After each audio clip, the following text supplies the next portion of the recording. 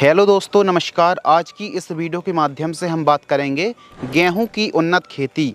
2025 में बम्पर पैदावार निकालने के लिए अच्छी सिंचाई करनी पड़ेगी, खाद दवाइयों का बढ़िया सा मैनेजमेंट, बीज उपचार, बेसल और बेस्ट वैरायटी। यदि आपने सही समय पर गेहूं की बुआई की इन किस्मों को और इस प्रकार यदि आप गेहूं की खेती करते हैं तो यकीनन आपकी जो पैदावार है ना वो 30 तक टच हो सकती है। यानी जो आप 18, 20, 22 तक निकाल पा रहे हैं उस पैदावार को आप 28, 30 कुंटल, 32 कुंटल तक पैदावार आप निकाल सकते हैं। तो वे कौन से फैक्टर हैं, कहीं ना कहीं वे कौन से पोषक तत्व हैं जिनकी पूर्ति आप नहीं करते हैं। यदि सही समय पर सही न्यूट्रिशन मैनेजमेंट करेंगे तो गेहूं की एक अच्छी और बम्पर पैदावार आप निकाल सकते हैं। नमस्कार, आप देख रहे हैं एडवांस एग्रीकल्चर यूट्यूब चैनल। मैं हूं आपका होस्ट एंड दोस्त शिव कुमार। चलिए शुरू करते हैं। A to Z वीडियो है तो थोड़ा सा वीडियो लंबी हो सकती है, तो हम डिटेल से एक एक टॉपिक को कवर करते हैं। सबसे पहले बात करते हैं समय यानी टाइमिंग। तो जो सही समय है वैसे तो गेहूं की खेती 25 अक्टूबर से लेकर के 25 नवंबर के बीच में आप गेहूं की बुआई कर सकते हैं। लेकिन 10 से 20 नवंबर का जो समय रहता ना वो बड़ा ही अच्छा माना जाता है। यानी 10 नवंबर से लेकर के 20 नवंबर के बीच में आप बुआई कर दीजिए और फिर देखिए, यानी बढ़िया समय है। जैसे ही आप बुआई को लेट करेंगे यानी नवंबर महीने के बाद की जो सोइंग रहती है वो दिन प्रतिदिन जितना आप लेट करेंगे उतना कुंटल के हिसाब से उत्पादन और पैदावार घटती जाती है। तो इसीलिए यदि मक्का है, धान है या फिर कोई भी खरीफ सीजन की जो फसलें हैं यदि कटाई हो गई हैं तो जल्दी से जल्दी खेत की तैयारी करके बढ़िया गेहूँ की बुआई आपको कर देनी चाहिए। तो सही समय का आपको चुनाव करना चाहिए गेहूं की बुआई के लिए। यदि आपका खेत खाली है तो फिर ज़्यादा समय नहीं लगाना चाहिए, एकदम खेत की तैयारी करके गेहूं की बुआई कर देनी चाहिए। बेसल डोज, जो दूसरा पॉइंट इम्पोर्टेंट है ना वो है बुआई के समय खाद। यानी कहीं ना कहीं जो प्राइमरी न्यूट्रिएंट है बेसल डोज है गेहूं की बुआई के समय एक अच्छी और उम्दा पैदावार निकालने के लिए बुआई के समय इन खादों, इन तत्वों की पूर्ति कीजिए और फिर आप रिजल्ट देखिए। यूरिया और डीएपी, जिंक के अलावा भी जो आप लगातार जिंक, डीएपी, यूरिया का इस्तेमाल तो करते आ रहे हैं, लेकिन इसके साथ साथ पोटेशियम, सल्फर, बोरॉन को आपको भूलना नहीं चाहिए। दाना का भराव अच्छा हो, दाने ठोस, चमकदार और वजनदार हों, तो इसके लिए बुआई के समय बेसल डोज के समय कौन कौन से तत्वों की पूर्ति करनी चाहिए। तो बेसल डोज के समय हम ले रहे हैं एसएसपी दानेदार सिंगल सुपर फॉस्फेट उर्वरक खाद 50 किलोग्राम। अब एसएसपी में सल्फर है 11%, कैल्शियम 19%, फॉस्फोरस की मात्रा है इसमें लगभग 16%, जिंक है और बोरॉन है। इसके साथ हम दोस्तों ले रहे हैं डीएपी खाद 50 किलोग्राम, नाइट्रोजन 18% है और फास्फोरस की मात्रा है 46%। एन और पी इसमें शामिल है, यानी नाइट्रोजन और फास्फोरस शामिल है। 50 किलोग्राम डीएपी के साथ हम एमओपी खाद ले रहे हैं, म्यूरेट ऑफ पोटाश 35 किलोग्राम। अब जो पोटेशियम है ना 60% वाली एमओपी का हम इस्तेमाल कर रहे हैं, मात्र 35 किलोग्राम। और सल्फर भी हम ले रहे हैं। वैसे तो एसएसपी में सल्फर है लेकिन थोड़ा सा पूर्ति हम प्रॉपर कर देते हैं ताकि आगे चल के जब गर्म हवाएं चलेंगी तो जो हमारी गेहूं की फसल है वो रोगों से लड़ने की ताकत और थोड़ा सा ज़्यादा गर्म हवा से लड़ने की ताकत भी सल्फर देती है। तो सल्फर हम ले रहे हैं बेंटोनाइट सल्फर, कुछ इस प्रकार की आती है, 5 किलोग्राम। 1 एकड़ में बुआई के समय हम इन सभी खादों का प्रयोग कर रहे हैं। यदि आप डीएपी के साथ एसएसपी को मिला रहे हैं तो मिला तो सकते हैं, लेकिन मिला करके आपको जल्दी प्रयोग कर लेना है। यानी मिलाने से कोई दिक्कत नहीं, मिलाइए और आप बुआई के समय प्रयोग कर लीजिए। तो इनको हम बुआई के समय 1 एकड़ में प्रयोग कर रहे हैं। अब आप बोलेंगे कि एसएसपी भी, डीएपी भी, एमओपी भी, सल्फर भी, ये तो बहुत लंबा खर्च हो गया। यकीन मानिए दोस्तों, आप 1 एकड़ पर इस बेसल डोज को इस्तेमाल करके देखिए, रिजल्ट देखिए और उत्पादन ना 4 चांद लगने वाले हैं। तो 1 एकड़ 2 एकड़ में इस बेसल डोज का इस्तेमाल करके बुआई करके आप देखना। यदि मान लीजिए आप एमओपी को कम करते हैं, एसएसपी को हटाते हैं तो ज़्यादा से ज़्यादा कितनी बचत कर सकते हैं, मात्र 1000 रुपये से लेकर के 2000 रुपये। लेकिन इस बेसल डोज को 1 एकड़ में आप प्रयोग करते हैं तो 4 से 5 क्विंटल की जो पैदावार है ना वो वृद्धि होने वाली है। तो आप खुद अनुमान लगा सकते हैं, कैलकुलेशन लगा सकते हैं। अब आप देख सकते हैं कि पिछले साल कुछ इलाकों पर दीमक ने बहुत ज़्यादा परेशान किया। यह जो गेहूं आप सूखी देख पा रहे हैं ना ऊपर साइड, यह दीमक का प्रकोप। तो जिन इलाकों पर ऐसा नहीं कहेंगे कि आप रीजेंट या फिर दानेदार सिस्टम में कीटनाशक इस्तेमाल कर ही लें, जिन इलाकों पर यदि दीमक है, टर्माइट्स है या फिर वाइट ग्रब की समस्या आती है, तो वह किसान भाई 2 किलोग्राम से लेकर के 3 किलोग्राम रीजेंट अल्ट्रा का यूज करें बुआई के समय। तो इन सभी को 1 एकड़ में बुआई के समय प्रयोग करना चाहिए, जो कि आपको रिजल्ट एकदम ताकतवर मिलने वाले हैं। गेहूं की बेस्ट वैरायटी, जो कि तीसरा मेन पॉइंट है, 2025 में बम्पर पैदावार निकालने के लिए गेहूं की ऐसी किस्मों का चुनाव करना चाहिए जो कि उत्पादन के मामले में सबसे आगे हों, बेस्ट हों और सर्वश्रेष्ठ हों। तो आइए हम 5-7 किस्मों को लेकर के आए हैं जिनकी ओवरऑल प्रोडक्शन क्षमता पोटेंशियल काफ़ी ज़्यादा है, तो इन किस्मों को आप लगा सकते हैं। पहले पायदान पर हमने श्रीराम सुपर 303 गेहूं की वैरायटी को रखा है, जो कि 135 दिन के आसपास में तैयार हो जाती है और 22 क्विंटल से लेकर के 28 क्विंटल तक पैदावार आप निकाल सकते हैं। दूसरे नंबर पर हमने DBW 187 गेहूं की वैरायटी को रखा है, 25 क्विंटल से लेकर के 27 क्विंटल तक पैदावार निकाल सकते हैं, 140 से 150 दिन में तैयार हो जाती है। तीसरे नंबर पर हमने मध्य प्रदेश के किसानों के लिए, छत्तीसगढ़ के किसानों के लिए पूसा तेजस HI 8759 वैरायटी को रखा है, जो कि 130 से 135 दिन में तैयार हो जाती है।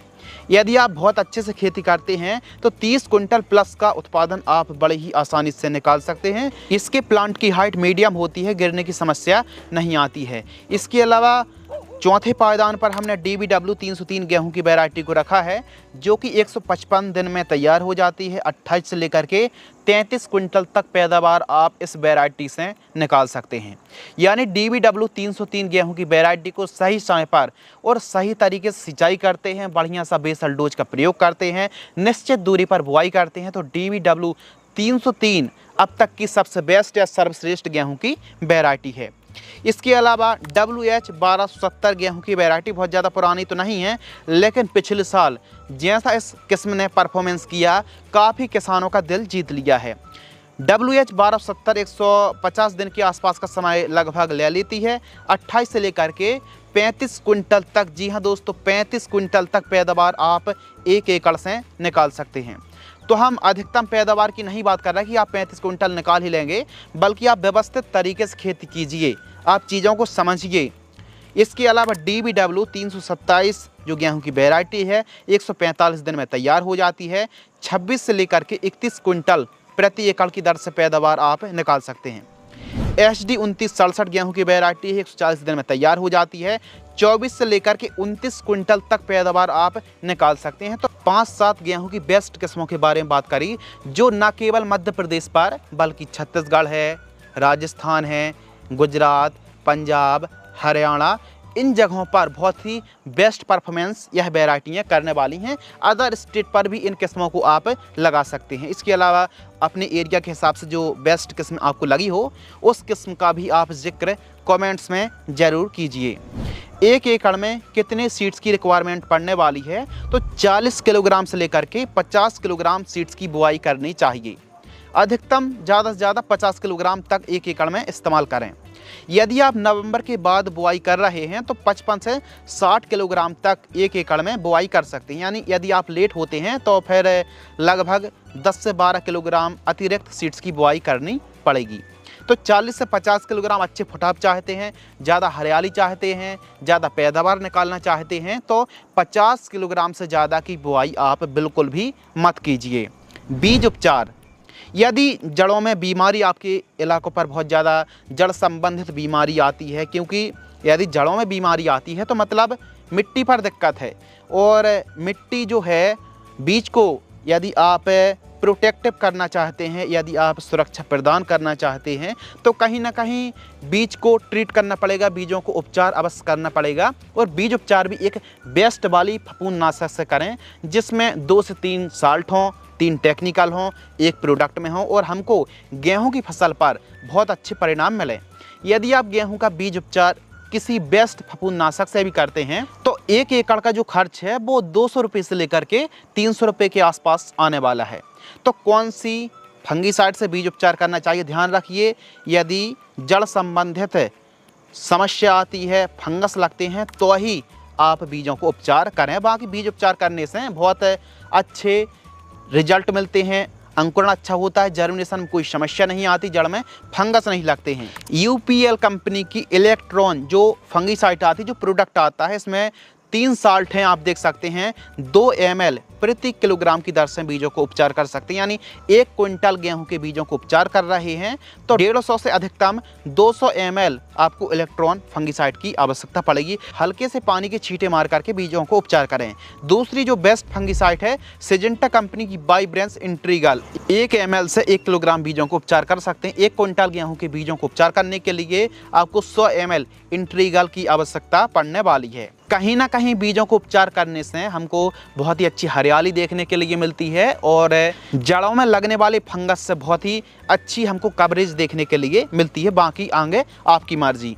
बुआई आपको सीडल विधि से ही करनी है, पंक्तिबद्ध तरीके से बुआई करनी है। लाइन से लाइन की दूरी आपको 16 से लेकर के 18 सेंटीमीटर रखनी है और पौधे से पौधे की दूरी 3 से 4 सेंटीमीटर रखनी चाहिए। और जो गहराई है 6 से 7 सेंटीमीटर से अधिक गहराई पर आपको गेहूं की बुआई नहीं करनी चाहिए, यानी बहुत ज़्यादा गहराई में भी ना करें और बहुत ज़्यादा ऊपर भी ना करें, यानी 6-7 सेंटीमीटर गहराई बहुत अच्छी मानी जाती है। और अच्छे फुटाव के लिए, ज़्यादा टिलरिंग कल्लों की संख्या बढ़ाने के लिए 16 से 18 सेंटीमीटर गेहूं की बुआई बहुत ही लाजवाब डिस्टेंस माना जाता है। आप 16 सेंटीमीटर में भी गेहूं की बुआई कर सकते हैं। सिंचाई यानी इरिगेशन, तो सिंचाई का जो मेन पर्पस है या फिर जो मेन विषय है जिसके बारे में हमको बात करनी चाहिए कि गेहूं की जो सिंचाई है, इरिगेशन है, तो यह काफ़ी इम्पोर्टेंट है। क्योंकि कहीं ना कहीं कुछ किसान भाई गेहूं की फसल पर पानी बस दिए जा रहे हैं, ऐसा नहीं है। यदि आप व्यवस्थित तरीके से और सही स्टेज में यदि आप सिंचाई करेंगे तो कहीं ना कहीं जड़ों का विकास बहुत ही शानदार होता है। तो पहले तो आप ये समझिए कि जहाँ पर पानी कम है तो वे किसान भाई जल्दी बुआई करें और कम दिन वाली वैरायटी का चुनाव करें। पलेवा करके या फिर सूखे खेतों में भी आप गेहूं की बुआई कर सकते हैं। और जिन इलाकों पर सिंचाई के साधन बहुत अच्छे हैं तो वे किसान भाई फ्लैट इरिगेशन से सिंचाई करें और सही समय पर सिंचाई करें। पहली जो सिंचाई है, पहले तो आपने जब पलेवा किया है फिर बुआई करी तो उस समय तो आपने सिंचाई कर दी। उसके बाद जो पहली सिंचाई है वो है CRI स्टेज पर आपको पहली सिंचाई करनी चाहिए, यानी 21 दिन से लेकर के 28 दिन। पहली सिंचाई 21 दिन से पहले आपको बिल्कुल भी सिंचाई नहीं करनी चाहिए, यानी CRI स्टेज यानी क्राउन रूट इनिशिएशन जो स्टेज आती है ना गेहूं की, उस समय आपको सिंचाई करनी चाहिए। इसके अलावा दूसरी जो सिंचाई है वो 40 से 50 दिन, तीसरी सिंचाई 70 से 80 दिन। यदि हल्की भूमि है और थोड़ा सा ज़्यादा देर तक पानी को पकड़ के मिट्टी नहीं रख पाती है, यानी वाटर होल्डिंग कैपेसिटी बहुत कम है, तो फिर वे किसान भाई थोड़ा जल्दी भी सिंचाई कर सकते हैं। लेकिन एकदम हमेशा नमी ना रहे, यानी हल्की सिंचाई करते रहिए और थोड़ा सा क्रैक आ जाए तब आप सिंचाई करेंगे तो फिर बहुत ही बढ़िया वाले आपको रिजल्ट देखने के लिए मिलेंगे। गेहूं की फसल पर खरपतवार कंट्रोल, कहीं ना कहीं गेहूं के जो किसान हैं ना, चाहे मंडूसी हो या फिर जो आप जिद्दी खरपतवार की लिस्ट देख रहे हैं, कहीं ना कहीं कुछ ऐसे खरपतवार का जवाब होता है जो कि आसानी से जाते नहीं हैं और काफ़ी ज़्यादा किसानों को परेशान भी करते हैं। तो सबसे पहले तो यदि हल्के फुल्के खरपतवार का जवाब होता है तो हम आपको सजेस्ट करेंगे कि मज़दूरों की मदद से जो गेहूं के ऊपर खरपतवार आ चुके हैं उनको बाहर करा दीजिए। लेकिन जहां पर ज़्यादा ही खरपतवार का प्रकोप है, वे किसान भाई 3 से 4 पत्ती के जब खरपतवार हों या फिर लगभग 20 से 25 दिन के आसपास की गेहूं की फसल हो तो अच्छी नमी बना लीजिए और इनमें से कोई एक साल्ट का स्प्रे आप कर सकते हैं। यह चौड़ी पत्ती के खरपतवार, सकली पत्ती खरपतवारों पर बहुत ही अच्छा और बहुत ही इफिशिएंसी रिजल्ट हमको देखने के लिए मिलता है। पहला जो साल्ट है क्लोडिनोफॉप प्रोपरजाइल 15% और मेट सल्फ्यूरोन 1% जो कि WP फॉर्म में आती है, तो यह भी सेलेक्टिव खरपतवार नाशक है। 160 ग्राम 1 एकड़ में आप स्प्रे कर सकते हैं। इसके अलावा जो सेकंड साल्ट है सल्फोसल्फ्यूरोन 75% और मेट सल्फ्यूरोन मिथाइल 5% जो कि WG फॉर्म में आती है 16 ग्राम, जी हाँ मात्र 16 ग्राम 1 एकड़ में स्प्रे करें। और जो 1 एकड़ का डोज है 200 लीटर पानी में घोल करके ही आपको स्प्रे करना चाहिए।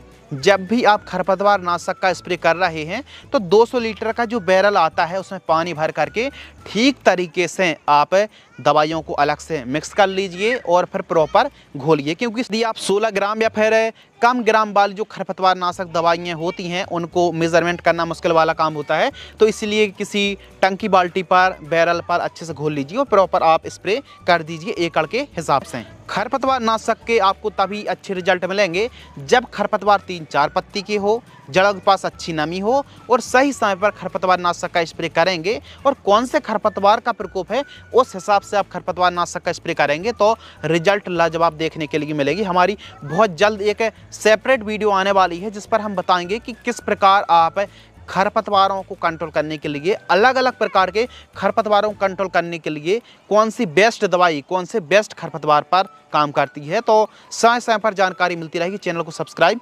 जरूर कर लीजिए।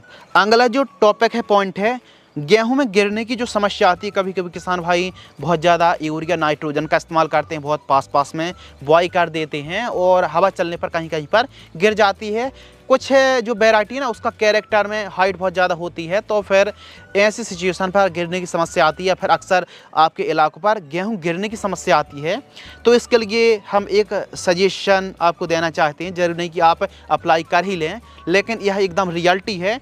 जो किसान भाई ज़्यादा उत्पादन निकालना चाहते हैं, यदि गेहूं गिरने की समस्या आती है तो आपको पता है कि गेहूं के दाने का जो कलर है ना वो डिस्टर्ब होने वाला है। तो इसलिए गेहूं का जो दाना है वो गिरने की समस्या ना आए, तो इसके लिए फर्स्ट स्प्रे 55 दिन में और सेकंड स्प्रे 85 दिन में चमत्कार या फिर लेहुसन 15 ml 15 लीटर पानी घोल करके स्प्रे आपको करना चाहिए। पहला स्प्रे 55 दिन और दूसरा स्प्रे 50 दिन में आपको प्लांट ग्रोथ रेगुलेटर का स्प्रे करना चाहिए। गेहूं की फसल पर स्प्रे शेड्यूल। अब जब हम 2024-25 में बात कर रहे हैं तो गेहूं की फसल पर वैसे तो आज तक स्प्रे ज़्यादा होते नहीं थे, लेकिन कहीं ना कहीं रोग बीमारियों का इतना ज़्यादा प्रकोप बढ़ गया है, यानी रस्ट हो, भूरा रतुगा हो, पीला रतुगा हो और बहुत सारे रस चूसक कीटों की सुंडी का प्रकोप भी हो जाता है। यदि आपकी गेहूं की फसल पर 40 दिन से लेकर के 65 दिन के बीच में यदि आपको लग रहा है कि गेहूँ की फसल पर सुंडी का प्रकोप है, रस चूसक कीटों का प्रकोप है या फिर किसी भी प्रकार के फंगस का प्रकोप है, तभी आपको स्प्रे शेड्यूल चलाना है। टेबुकोनोजोल 25% वाली जो फंगिसाइड आती है 20 ml, 19-19-19 1 किलोग्राम और बायर की सोलेमन जो इंसेक्टिसाइड आती है 100 ml 150 लीटर पानी घोल करके स्प्रे करें। यदि ऐसी कुछ कीटों की, रस चूसक कीटों की, सकिंग पेस्ट की समस्या आती है तब आप स्प्रे शेड्यूल चलाएं। गेहूं की फसल पर खाद शेड्यूल, यानी एक अच्छी पैदावार निकालने के लिए गेहूं की फसल पर सही समय पर सही पोषक तत्वों की पूर्ति आप करेंगे तो बहुत अच्छे से आपको रिजल्ट देखने के लिए मिलने वाले हैं। तो पहली खाद पर कौन कौन सी खादों का प्रयोग करना चाहिए, सेकंड खाद पर कौन कौन से न्यूट्रिशन कॉम्बिनेशन को हमको मिक्स करके प्रयोग करना है ताकि हरियाली अधिक हो, अच्छे से वनस्पतिक जो बढ़वार है ना उसकी ग्रोथ शानदार हो। इसके अलावा कल्लों की संख्या, टेलरिंग की संख्या भी ज़्यादा, यानी ओवरऑल हरियाली और फुटाव, तभी किसान भाई प्रसन्न होने वाले हैं। तो पहली खाद जब 26 से 28 दिन के आसपास की हमारी गेहूँ की फसल होती है तो इस समय आपको यूरिया और उर्वरक खाद 35 किलोग्राम, सागरिका दानेदार बहुत अच्छा काम करती है। यह एक सीवीड एक्सट्रैक्ट है जो कि बहुत सारी कंपनी का आता है। 10 किलोग्राम सागरिका दानेदार ले रहे हैं और इसके साथ यदि हम 25-28 दिन में जिंक सल्फेट का प्रयोग करेंगे तो फुटाव में और फसल को गहरी ग्रीननेस लाने में बहुत ही अच्छी हेल्प होने वाली है। तो जिंक सल्फेट आपको 33% वाला 3 किलोग्राम से लेकर के 4 किलोग्राम प्रयोग करना चाहिए। इन तीनों को मिक्स करके 1 एकड़ में प्रयोग करें सॉइल एप्लीकेशन से।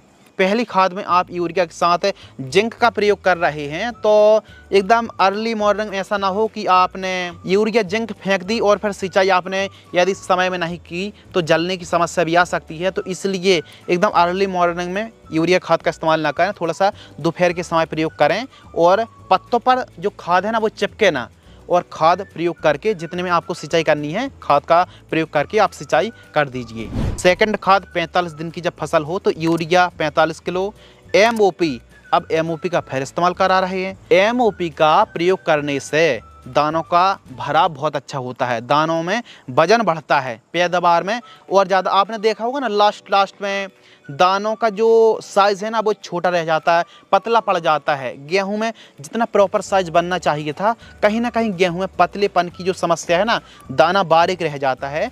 तो कहीं ना कहीं आप पोटेशियम में कंजूसी करेंगे तो यह कंडीशन बनने वाली है।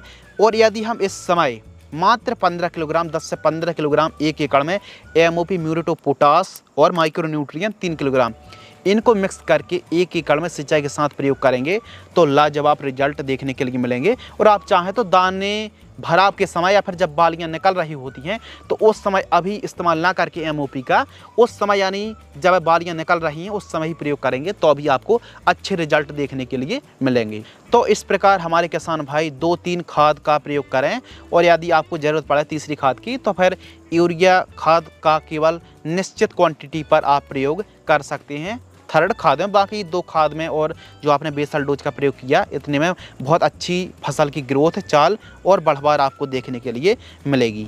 गेहूं की फसल पर यदि रस्ट की समस्या आती है, जो रतुआ रोग है, पीला या फिर भूरा, तो इसके लिए प्रोपिकोनोजोल या फिर टेबुकोनोजोल यानी स्कोर है, फुलिकोर है, स्वाधीन है, कवच है, किसी भी फंगीसाइड का आप स्प्रे कर सकते हैं। कोई एक फंगीसाइड का स्प्रे करें कब, जब 50-60 दिन में यदि आपको लगे कि रस्ट की समस्या है तो ही आप स्प्रे करें, वरना ज़्यादा स्प्रे करने की आवश्यकता गेहूं की फसल पर नहीं रहती है। उत्पादन की बात करते हैं तो जो उत्पादन है दोस्तों, यदि आपकी भूमि बहुत अच्छी है और जब भी आप बुआई कर रहे हैं तो अच्छे तरीके से खेत की तैयारी करें। ऐसा नहीं कि एकदम जल्दी खेत की तैयारी कर ली और बुआई कर दी। खेत के चारों साइड साफ सफाई हो, मिट्टी अच्छे से भुरभुरी हो। यदि खरीफ सीजन में किसी फसलों के अवशेष हैं, जैसे गेहूं या फिर मक्का के जो अवशेष हैं, उनको एकदम नष्ट करके या फिर कंपोस्ट करके या फिर बहुत ज़्यादा अवशेष हैं तो उसमें यूरिया का आप एक प्रकार से यूरिया 5 किलोग्राम पूरे खेत में छिड़काव करके अच्छी तरीके से प्लॉविंग करा दीजिए, तो जो भी अवशेष हैं वो अच्छे तरीके से कंपोस्ट हो जाएंगे। तो अच्छे तरीके से खेत की तैयारी करके आपको गेहूं की बुआई करनी है और उपजाऊ भूमि पर सही समय पर सिंचाई करते हैं। और कहीं ना कहीं गेहूं की फसल पर जो फ्लैट एरीगेशन से खुला हुआ पानी का प्रयोग करते हैं तो अच्छी पैदावार हमको देखने के लिए मिलती है। व्यवस्थित तरीके से गेहूं खेती करने पर 28 कुंटल से लेकर के 30 कुंटल तक पैदावार आप 1 एकड़ से निकाल सकते हैं। लाइफ साइकिल की बात करते हैं तो वैरायटी पर डिपेंड करता है। यदि कम दिन वाली वैरायटी आती हैं, जैसे 135 दिन में भी कुछ किस्में तैयार हो जाती हैं, कुछ वैरायटी 155 दिन का समय लेती हैं। तो अपने हिसाब से, आपके एरिया के हिसाब से कौन सी वैरायटी सूटेबल है, ऐसी किस्मों का चुनाव करना चाहिए जो आपके एरिया के हिसाब से, क्लाइमेट्स कंडीशन के हिसाब से परफेक्ट हो। उन्हीं वैरायटी का आपको चुनाव करना चाहिए। इस प्रकार आप बीट फार्मिंग यानी गेहूं की खेती करते हैं तो बहुत ही अच्छी हरियाली, ज़्यादा पैदावार और अधिकतम फुटाव आपको देखने के लिए मिलने वाले हैं। यदि आपको यह वीडियो पसंद आती है तो वीडियो को लाइक करें, चैनल को सब्सक्राइब करें। धन्यवाद। जय श्री राम।